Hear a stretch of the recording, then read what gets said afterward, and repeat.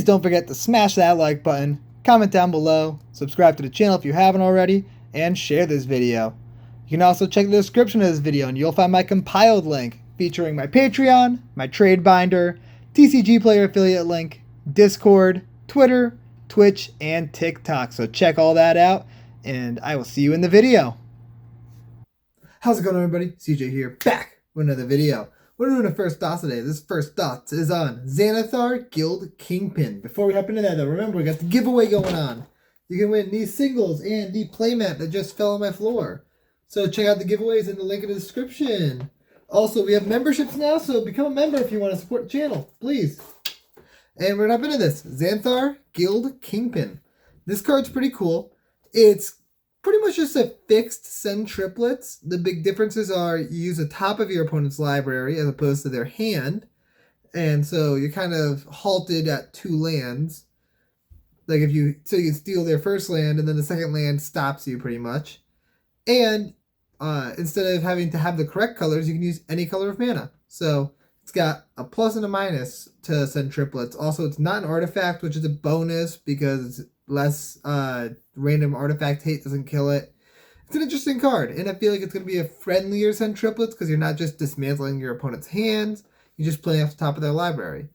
So it's interesting. I think this card's pretty cool. But I just realized somebody could tech against you. Like if you choose them, then in response to being chosen, they can brainstorm and put 2 lands on the top of their library and really screw with you. That'd be very funny. But the categories that I have to talk about this are top of deck cards. We have 3 subcategories, being looking at the top of the deck, putting stuff on the top of their deck, and removing stuff from the top of their deck. We have steal your opponent's stuff, because that seems pretty good in this deck. We've got a couple of one-off cards, the meme build, and in the 99. So we will start with the top of deck stuff. So ways you can see the top of your opponent's deck. You've got cards like Lantern of Insight, Dacra Mystic, and Wizard Snitches. All these seem pretty great in this deck. They seem like they're auto-includes for sure. And some ways that you can control what's on the top of your opponent's deck. Like they play a permanent that you want to steal, you can use a bunch of different cards to put it back on the top of your opponent's library, and then you get to use it. So you got Aether Gust, Agonizing Memories, Anchor to the Aether, Architects of Will, Bamboozle, Forced Retreat, Gone Missing, Grasp of Phantoms, King Crab, which is a pretty funny color hate one, and that's very efficient if you're playing against a lot of green decks. Memory Lapse seems fantastic. Run Aground, Set Adrift, Submerge, and Subtlety. Both of those can be free, which is awesome. And Spy Network. All seem like auto includes in this deck. Cards similar to that seem very good. Just being able to see what's on the top of that library and being able to control it a little bit seems like it can help you in the long run for sure. And to get around that 2 land issue, unfortunately, since there's no green, you can't play extra lands really in this deck. But you can have cards like Codex Shredder, so you can mill a land. So like you just tap it to mill a land after you've gone through the deck a little bit, and then you can go through some more. So you've got Codex Shredder, like I just said, Fractured Sanity, Ghoul Caller's Bell, Grind Clock, Sands of Delirium, and Thought Scour. You can even throw like Thought Scour on Isochron Scepter. That'd be pretty cool. Just being able to tap the Isochron Scepter every turn to mill opponent 2 cards, and you draw a card, and you also get to continue if you get rid of that land. That seems great. Seems like a great include. And that's everything I have for the top of deck matters stuff. Next up, we've got stealing your opponent's stuff, because that seems like it's going to be a very oftenly used build for this deck. You're already stealing them off the top of the library, so why not steal in some other ways? So some of the steal your opponent's cards you can use are Chaos Wand, which is pretty good in this deck also because the fact that you get to kind of have different ways to look at the top of your opponent's library, so you can maybe know what's there and be able to Chaos Wand that.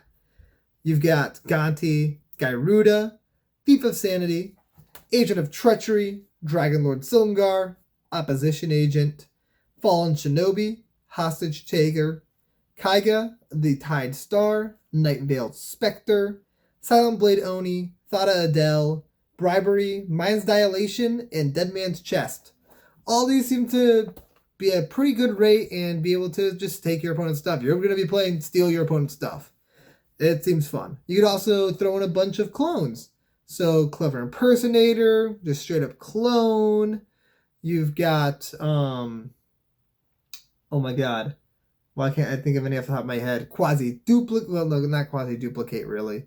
But, Vizier of Many Faces, and Spark Double. Oh, those seem great, so that way you can clone your opponent's stuff. Also, Spark Double leads us into our one-off stuff, being cards that let you, first off, we get cards that let you use more, like get more Xanathars, so that way you can have more triggers.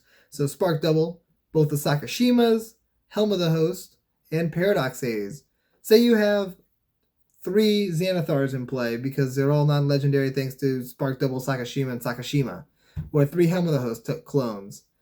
Then you get to look at each opponent's library, cast off of any of them, and none of your opponents can interact with you. That seems fantastic.